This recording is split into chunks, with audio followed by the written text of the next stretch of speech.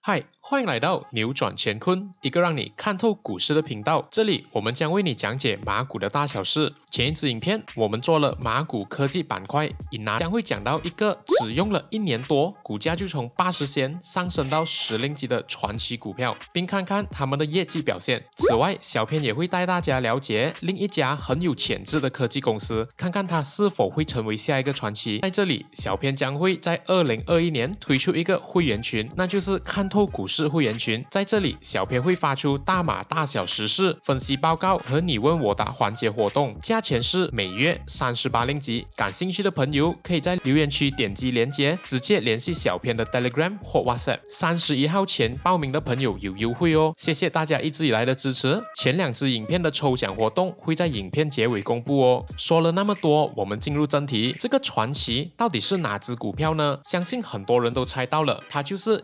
UWC。话说，小编有位姓林的朋友，他曾经在 UWC 还是2令吉的时候问小编，你相不相信 UWC 会去到4令吉？小编没有回答。然后他又在 UWC 4令吉的时候问小编，相不相信 UWC 会去到7令吉？小编还是没有回答。然后他在上个月又问小编，相不相信 UWC 会去到10令吉？小编回了他一句，你以为 UWC 是手套咩？结果之后就被打脸了。好了，说完这位姓林的朋友，我们现在就来看看 UWC 的业务，然后再看看他们是如何走向巅峰的。首先，我们看到 UWC 的业务可以被分为主要的4个区域。第一个就是 Semiconductor Industry 半导体行业，第二个就是 Life Science and Medical Technology Industry 这是一个医疗技术的行业，因为现在医疗器材很多都使用了高科技产品。而第3就是他们的重工业领域，另外他们也有一些占少数的其他业务。那么说完了他们的业务，我们来看看他们的业绩表现。我们可以看到他们的收入是从上个季度的61.4个 million 增长到了71.5个 million， 也就是 16.48%， 而他们的盈利也随着上个季度的18.6 million 增长到了21.7个 million， 也就是 1.68%， 而 profit margin 盈利率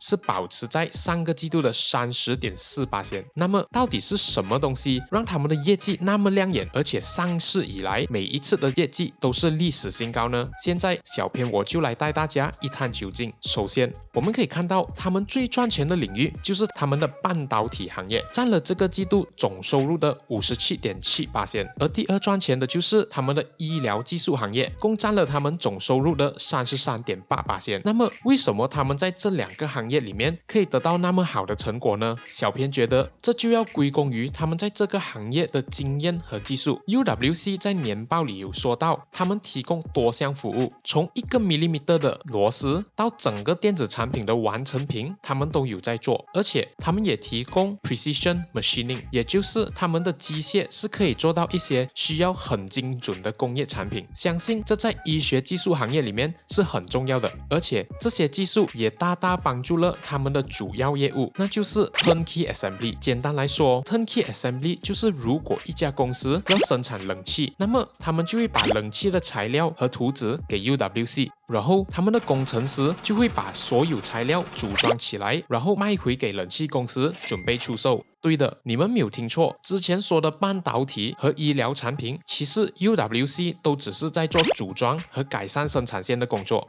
那么为什么他们只是做组装却可以做得那么好呢？这就要归功于他们公司的水准。因为很多大公司要找到一家公司来为他们组装产品，他们必须要达到很多项标准，而 UWC 的高水准就可以达到这些标准，这也为他们提供了源源不绝的客户。此外，在马股上市公司内做这种专做 full turnkey assembly 的可以说是只有 UWC 而已。而他们现在做着的 turnkey 产品有 processor chip tester、flash memory tester、networking server tester、signal tester 和 precision diffusion pump。 此外，除了他们的技术， COVID-19 也是它其中一个可以达到高收入的原因。在他们的财报上有说到，因为这场疫情也增加了他们在医医学产品上的订单。但是和很多科技公司一样的是 ，UWC 的客户也是很单一的，他们有2家客户占了他们大部分的收入。我们可以看到，第一个客户共占了2020年219 million 总收入的83个 million， 也就是 37.9%， 而第二个客户共占了29个 million， 也就是13个%。所以万一这2个客户有什么问题，这可能会影响到他们的收入。那么这2个客户到底是谁呢？第二个是一家不具名，在美国 Nasdaq 上市生产半导体的子公司，而且他们在马来西亚是有办公室的。而第二家是一家名为 Agilent 的公司，他们的母公司就是 Agilent Technologies， 主要是做 Life Science 医疗科技的公司。那么看完了他们的客户，我们来看看他们的公司收入都来自哪一些国家。我们可以看到，大多数的收入都是来自大马，共占了总收入的 62%， 而新加坡排在第2，共占了30个 million， 而其他还有一些中美和欧洲国家。说了那么多他们的公司营业结构，我们就来看看他们的公司对未来的展望。UWC 表示，他们对未来是保持正面的看法，因为就算疫情来袭，他们的业务也是一直在扩张，而且世界对半导体的需求量也是一直在增加，而其中一个原因就是 5G， 而且他们也有在扩张多10个厂房，目标是在2021年完工。这项扩张是为了可以组装更多的半导体，以面对市场的需求，因为现在的需求量已经多到他们需要把一些走廊变成工作区了。此外，他们有说到他们的医疗科技产品也不会因为疫苗的诞生减少产量，因为研究疫苗也会用到他们的医疗产品。那么至于他们的股价，小编是发现了一个比较有趣的事情，那就是截至7月31日，小过10万股的散户其实只占了 5.78%， 而其他拥有他们股票的都是大股东和基金。这也就是说，如果基金和大股东都没有卖票的话，其实在市场里流动的票是非常少的，这也就会造成供少于求的现象，以致股价上升得很快。但是这些都是小编的猜测而已，而且他们在12月3日提议将派发1送1的红股 bonus issue， 相信这将会增加股票的数量，以提高股票的流动性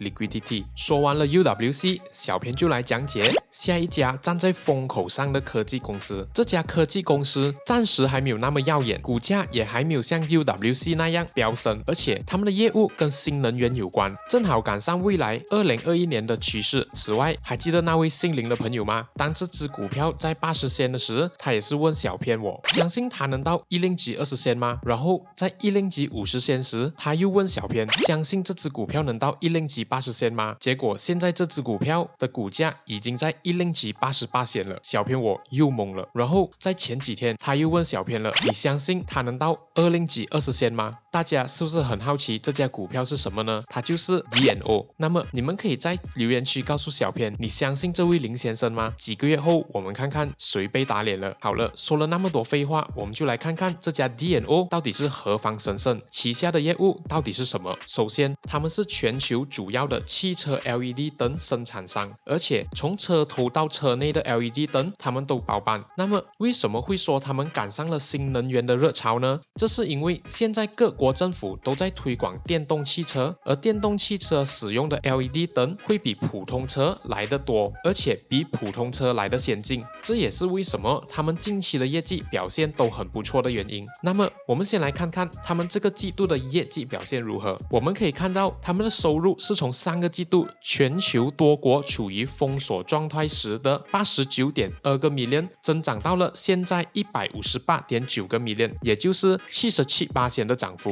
而他们的盈利也随着上个季度的 68.6万增长到了 14.7个 million， 而 profit margin 盈利率也上升回了 9.3%。 这些都证明了他们已经开始从疫情的打击中反弹了。那么我们来看看他们的收入都来自哪些国家。我们可以看到亚洲区就占了 66%， 而欧美和美国各占了 20% 和 9.7%， 因此可以判断他们有大部分的客户都是来自中国。而我们可以看到，中国的汽车销量也从疫情复苏后节节攀升。此外 D&O 的客户都相对分散，并没有任何一个客户占了他们收入的18%以上。之后我们就来看看 D&O 的利好。首先，他们的 LED 灯都是 OBM， 也就是说他们拥有自己的品牌，一手包办生产、测试和销售，这样他们的盈利率也会相对高。那么第二就是趋势，因为现在的汽车基本上新车都会用 LED 灯了。而第三就是他们是全球主要的生产商，而且这个行业的门槛算高，所以不容易让新来的竞争者淘汰。第四点，他们也有在积极的扩张他们的生产线，以应付未来的强劲订单。D&O 表示，他们现在正在把单层的生产线改造成双层生产线。那么至于利空方面，就是他们的外汇的波动会影响他们的业绩，因为他们的客户基本上都是国外的，所以现在美金下滑就会影响他们的收入。而第二项利空就是科技转变太快，投资者会担心 LED 灯的技术之后会被淘汰替换掉，但是这大可放心，因为他们的公司表示他们也有在积极的研发更新的技术，好比之前推出的 Smart RGB LED。那么 D&O 对未来的展望是非常正面的，他们预计全球汽车行业正在复苏，相信他们也能从中获利。而且为了负荷